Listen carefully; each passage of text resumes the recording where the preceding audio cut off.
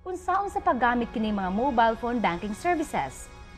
Una, gikinahanglan nga Globe subscriber ka o Globe ang imong gigamit nga SIM.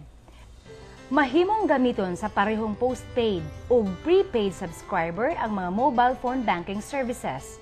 Ikaduha, kinahanglan nga i-download ang GCash menu sa imong cellphone ug magparehistro para mahimo nga GCash user. Mahimo sab nga kumpletohon ang pagparehistro pinaagi sa pag-text lang. Pareho nga walay bayad ang duha ka pamaagi sa pagparehistro ug makausa lang kini pagahimuon.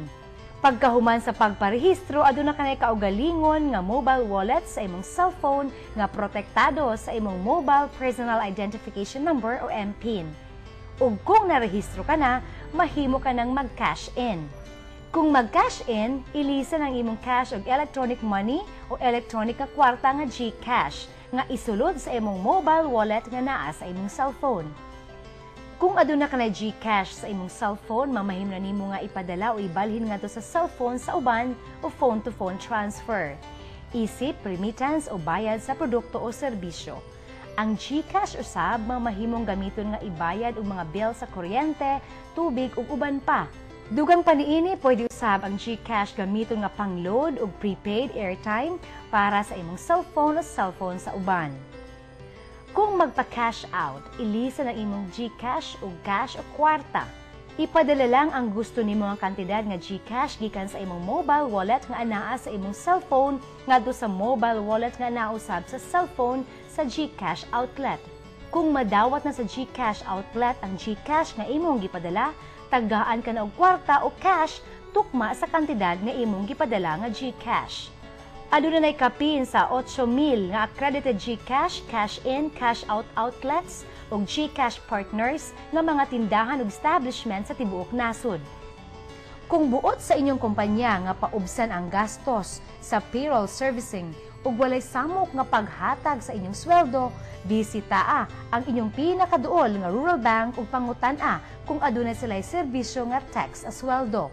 Mahimong pangayuan kamo og mga importanteng dokumento sama sa business permit o financial statements o mahimong paabrihon kamo og deposit account nga adunay gitakdang average daily balance o mahimo usab nga ihatag sa inyo ang fee rates ug terms sa pagserbisyo sa inyong payroll. Alang sa mga rural banks, ang pagbaton og payroll servicing nga makauban sa ilahang mga serbisyo makapataas sa deposit ug income level tungod kay ang mga kumpanyang ilahang ginaserbisyohan kinahanglan man mag-maintain og deposit balance o dili kaha magbayad og transaction fee. Pinaagi sa tax as sweldo, mupaspas ang operasyon ug dagan sa mga bangko tungod kay mawala na ang pipila ka proseso sa payroll disbursement ug batch processing. Sa dihang ma-upload na ang payroll gamit ang wire system, makadawat ang mga empleyado og confirmation message. Mabalhin dayon sa mga empleyado ang ilahang nadawat nga sweldo nga GCash pinaagi sa phone-to-phone o pagbalhin sa GCash gikan sa ilahang mobile wallets ngadto sa mobile wallets sa uban o dili kaha ibayad og bills o ipakambyo og load. So before ang tanan sa among payroll lang mas lisod mas dugay gyud kung sa wala pa ni sulod ang GCash kay mas magpapamisteller magkuha pa sa among deposit, sa withdrawal. So karon kiniabot ng GCash mas nigamay ang among trabaho. Mas malisin siya gumikan sa GCash. Sa tax sweldo, makabot na sa mga gagmay nga negosyante ang mas nindot ug mas maayo nga payroll servicing. Walay pagduha-duha nga nahataga na sa mga bag-ong mobile phone banking services ug higayon ang mga kaniadto nga dili makaabot sa mga benepisyo sa bag-o nga digital economy. Aduna nay laing kahulugan karon ang SMS.